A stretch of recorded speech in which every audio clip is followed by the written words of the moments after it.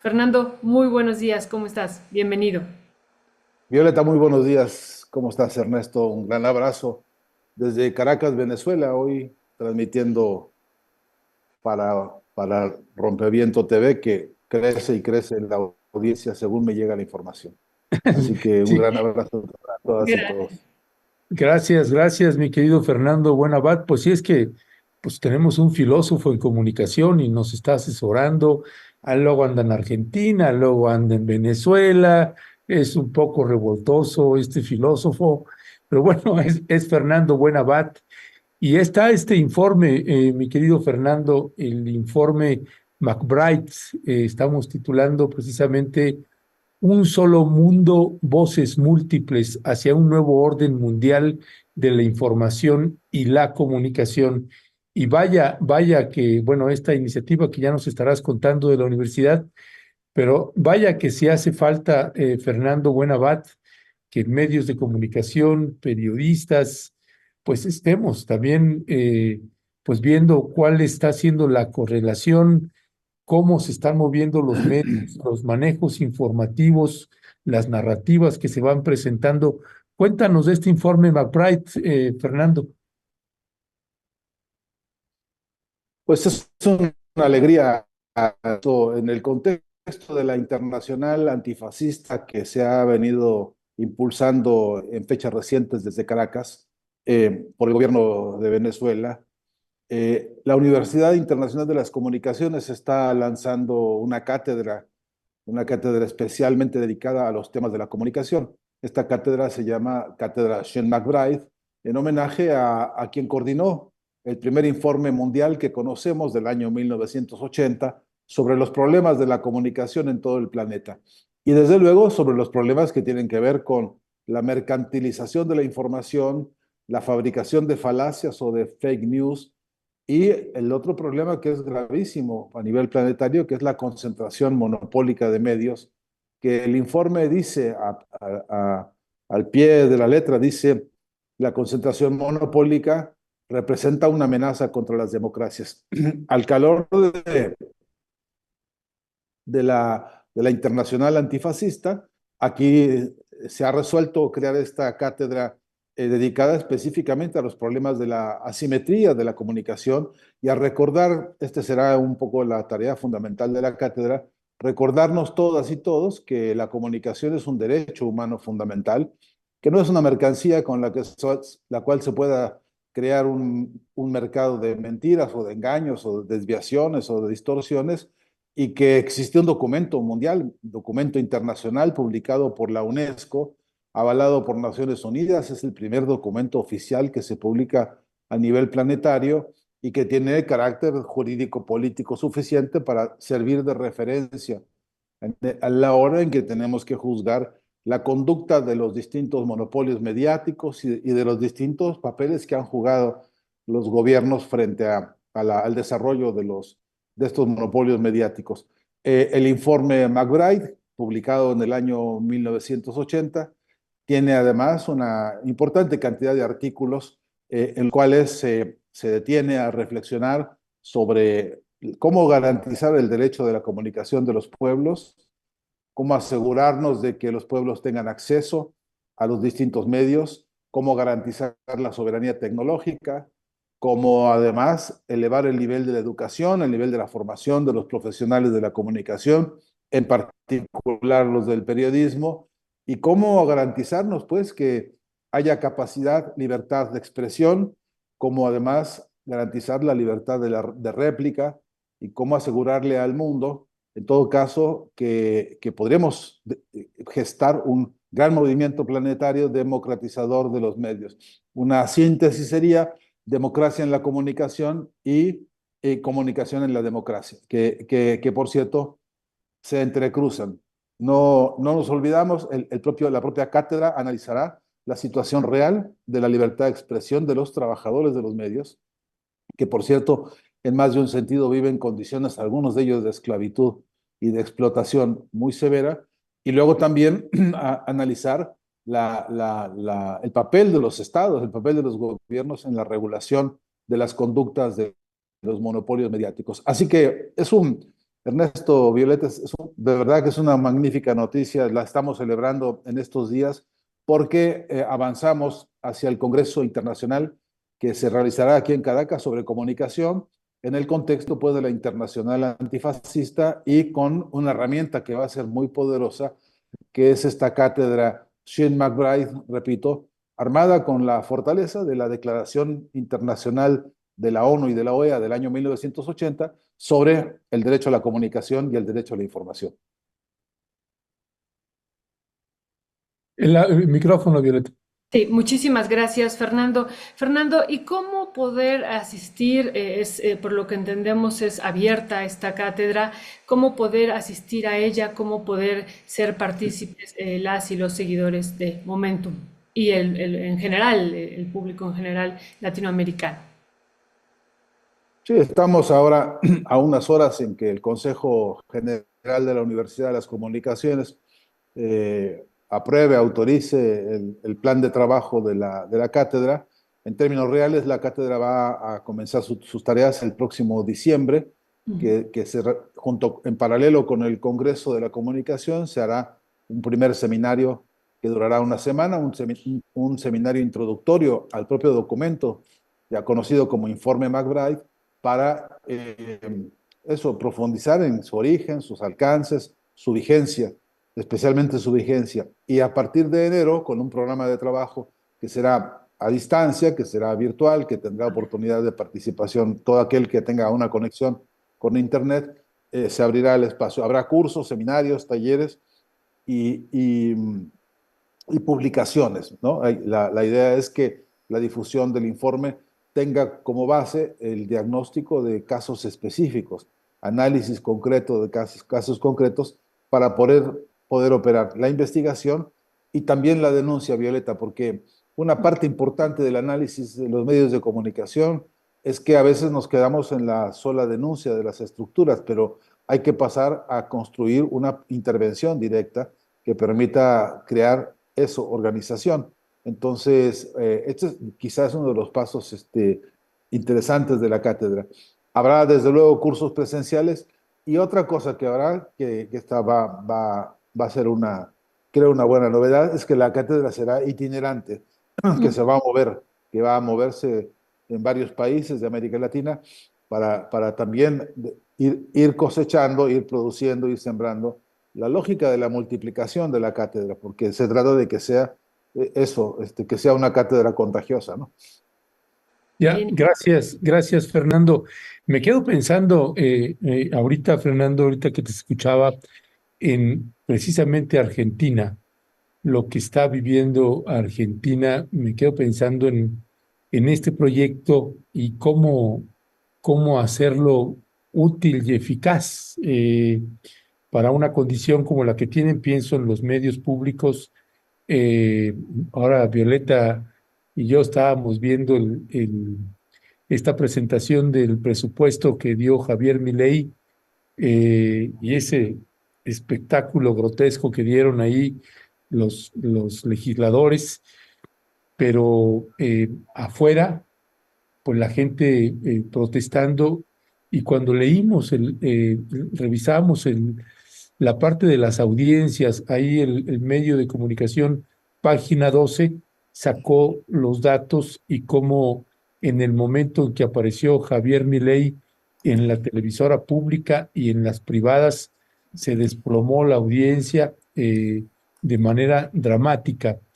Y entonces, ¿cómo usar una situación como esta, donde en este caso un mandatario pues pierde toda credibilidad, se desploman las audiencias tanto en televisoras públicas como en privadas, en la televisora pública como en las privadas?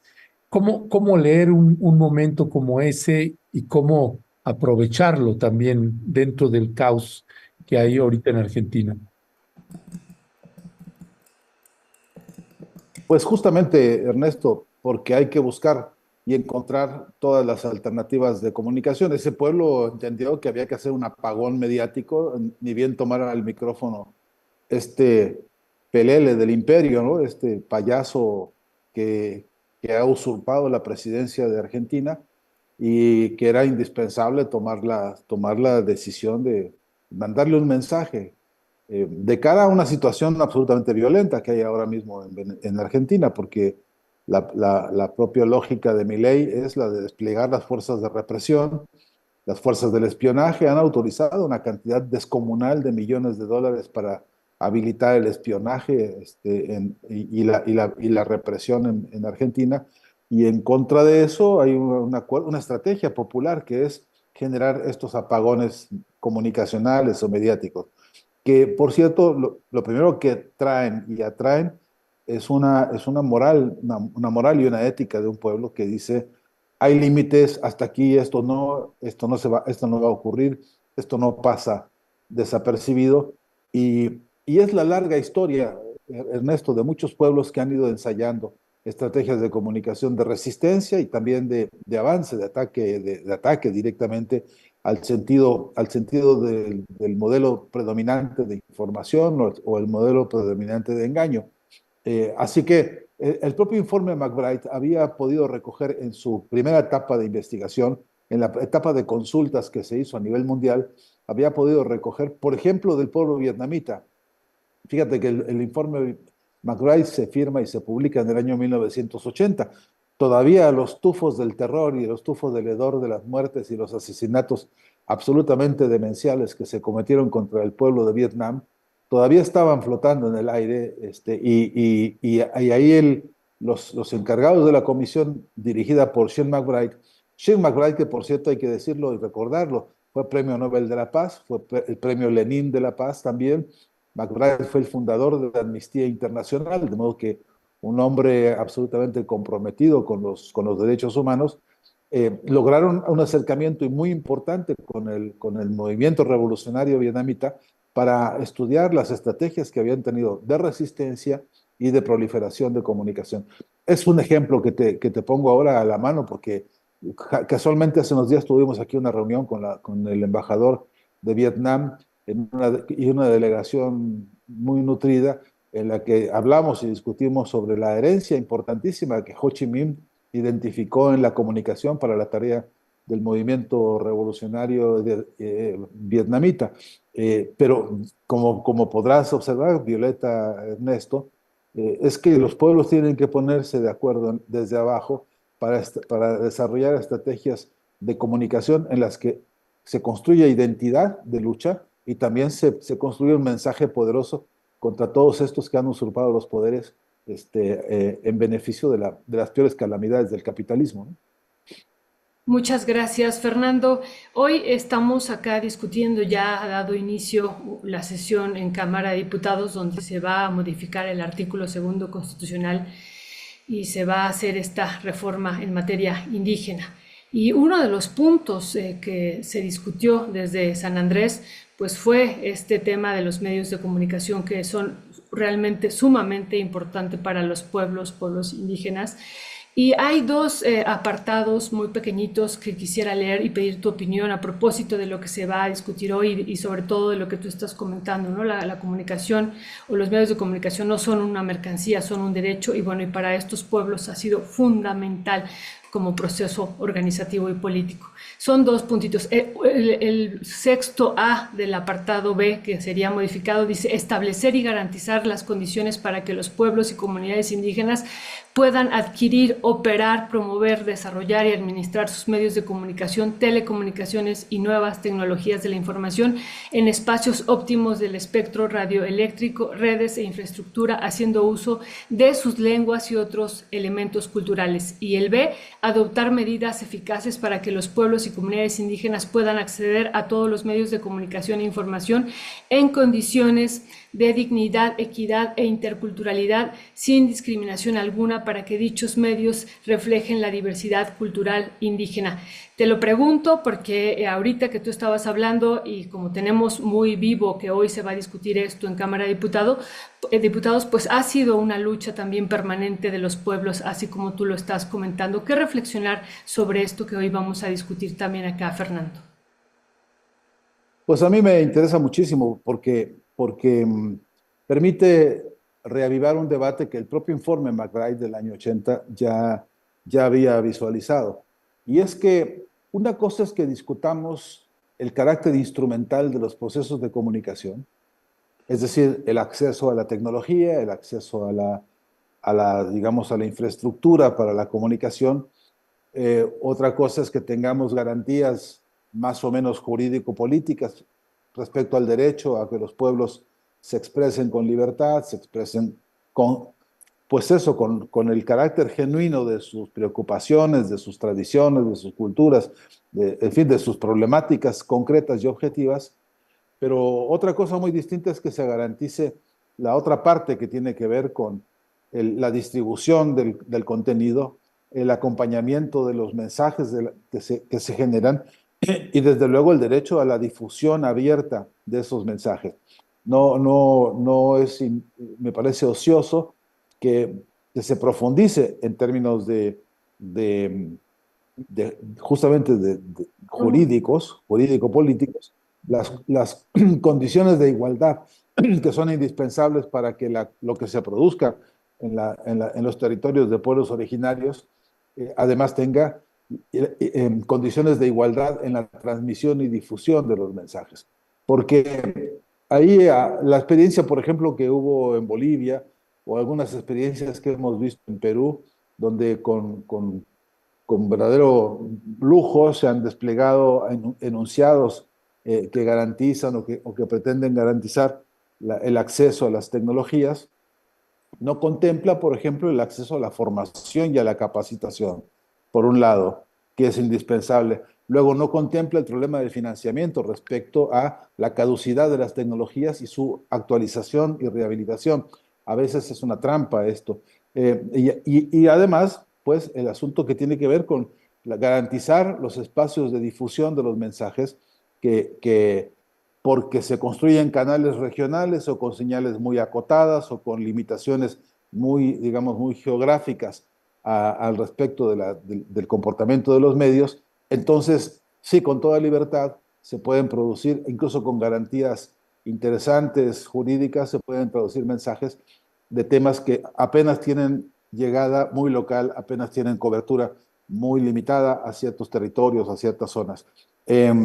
Cuanto que más de una de los espectros temáticos, lo que diríamos la base semántica, lo dice el informe McBride, debería tener alcance siempre nacional y siempre avalado por una garantía de que un país se entere de estas voces que desde algunas localidades anuncian, enuncian o denuncian problemáticas concretas. Creo que al respecto de esto, los enunciados de los documentos, incluso constitucionales, no deberían agotarse con la reflexión puramente instrumental y sí que deberían asegurar que el contenido, que el campo semántico, que el significado profundo de las propuestas, incluso de las denuncias de los pueblos, tengan cobertura amplia, regional, nacional y por qué no internacional, ¿no? Gracias, Fernando. Fernando, ya casi ya que tenemos que irnos, pero déjame aprovechar se desvía un poquito el tema, pero también está vinculado a propósito de la información que recibimos y nos llega y la falta de la misma también, ¿no? Y ayer Violeta y yo hemos estado haciendo estos días seguimiento de lo que está pasando en Bolivia con Evo Morales y con Luis Arce, esta fuerte confrontación que vemos que ya se agudiza, ha escalado a otros niveles y decíamos ayer, pues qué tristeza ver esta situación, porque quien más está celebrando pues son los buitres que están ahí a la caza y al acecho de lo que pueda pasar en este lugar. Y entonces estábamos otra vez con la información, el vacío de información o la información de dónde la estamos tomando y de dónde nos está llegando. Te preguntaría, Fernando, y perdón que me haya pasado ahí de tema, te preguntaría una valoración de qué es lo que está sucediendo, cómo leer ahorita a Bolivia y con la información que nos va llegando. Pues Aquí ha sido en Venezuela en estos días recientes un tema de mucho trabajo y de análisis político que comienza por primeramente llamar a la reflexión, a la calma incluso, porque ya hay algunos avisos de violencia que nadie quiere, ¿no? Que nadie necesita en Bolivia. Es un conflicto que se ha enconado mucho. El propio presidente Lucho Arce eh, ha tomado y ha tenido expresiones bueno, lo que han hecho es incluso negar la fortaleza de los argumentos que ha tenido Evo Morales y el movimiento de pueblos originarios que lo acompañan. Y, y tal parecería que hay una especie de pleito también de vanidades que se han enconado y que se han enfrentado. Yo no quisiera reducirlo a eso porque están involucrados muchísimos movimientos políticos, mineros, campesinos, cocaleros de Bolivia, que cada cual tiene una historia específica y por cierto, cada quien tiene un programa político distinto. No se nos olvide que Bolivia es un estado plurinacional, multirepresentado, que tiene acción e influencia directa sobre la estructura toda del aparato del Estado y ahí hay un entrecruce también de historias y de búsquedas y de candidaturas y de terceras opciones que complejizan mucho el escenario. De hecho, ahora mismo una comisión de los países del ALBA ha viajado a Bolivia para abrir una nueva mesa de diálogos, como las tantas que ha habido, por lo menos que yo sepa, que yo conozca y algunas de las que incluso he podido participar, ya suman por lo menos 10 o 12 mesas en las que ha habido convocados por algunos gobiernos hermanos, el propio gobierno de Cuba, el gobierno de Venezuela, incluso el gobierno nicaragüense, han abierto mesas de discusión para tratar de lograr un punto de acuerdo en el que se frene todo encono y también en el que se eluda las posibilidades de violencia, que las hay en algunos casos, algunos compañeros han venido denunciando el riesgo concreto de tener episodios violentos, incluso con pérdida de vidas, si se desatase una situación ya incontrolable en una cosa que algunos llaman guerra civil de movimientos populares. Eso ya es un escándalo por todo concepto. Y te repito, una comisión importante de países del ALBA está acercándose para discernir esto, ayudarlo en lo posible, ¿no? Este, Ahora mismo estamos aguardando los resultados de esos encuentros. Entiendo que ha habido voluntad para sentarse y dialogar nuevamente, aunque con todos los pronósticos reservados, calculo que en las próximas horas tendremos ya algún comunicado específico al respecto, pero sí que tienes razón cuando dices que la información está totalmente retaseada y luego cuando no retaseada también muy manipulada, ¿no? Los buitres, como bien dijiste, aprovechan toda oportunidad para distorsionar el escenario y después sembrar esas distorsiones que tampoco nosotros hemos mostrado músculo suficiente para poder erradicar de principio con información directa, más clara, más contundente. Eh, Parte de la autocrítica que tenemos que hacernos en materia de comunicación, ¿no? Muchísimas gracias, Fernando. Pues sí, realmente es una situación muy, muy compleja, como tú dices, que no es tan fácil pronunciarse incluso de un lado o del otro, pero lo que realmente parece pues lamentable ya también es el número de heridos que se reportaron ayer, ¿no? Entonces está habiendo pues ya afectaciones a las vidas humanas y bueno, eso esperemos que se detenga y que tenga otro curso pues que pueda y que alguien pudiera intervenir y qué bueno que nos das esta noticia, ojalá y podamos seguir, nos puedas platicar en qué va a ocurrir después de este arribo de esta comisión que nos estás comentando. Solamente ya para despedir, el que mucho se despide, pocas ganas tiene de irse, ¿verdad? Así estamos nosotros, decíamos ayer. Nos habías comentado de esta segunda consulta popular que se iba a hacer en Venezuela. Pero ya de este segundo encuentro que iban a tener también después del proceso electoral, pero ya después ya no dimos seguimiento de eso, Fernando. ¿Qué pasó? Pues mira, una buena noticia porque hace minutos nada más estábamos escuchando a Jorge Rodríguez, que es el presidente de la Asamblea Nacional, leer una carta pública, hacer pública una carta pues que le hizo llegar el candidato de la oposición que hoy por hoy ya está viviendo en España. Y es una carta en la que, en primer lugar, se dirige al presidente de la Asamblea Nacional, lo cual implica que reconoce la existencia de la Asamblea, que antes no se reconocía. Además, se dirige diciendo que acata, usa la palabra específicamente, el verbo acatar, diciendo que el resultado de la Suprema Corte de Justicia, que reconoce la victoria de Nicolás Maduro, él no está de acuerdo, no la comparte, pero la acata. Y además, en esa carta, hace un reconocimiento, pues, del resultado y junto con esto explícitamente avisa que él se atiene pues a la norma, a la ley, por, por síntesis, al veredicto pues de la Suprema Corte de Justicia, que ha sido la que de máxima ha ordenado ratificar la victoria de Nicolás Maduro, y es una magnífica noticia porque ahora deja al desnudo a la señora María Corina Machado, que en su monstruosidad es la que responsable directa de todos los episodios que ha habido aquí de violencia.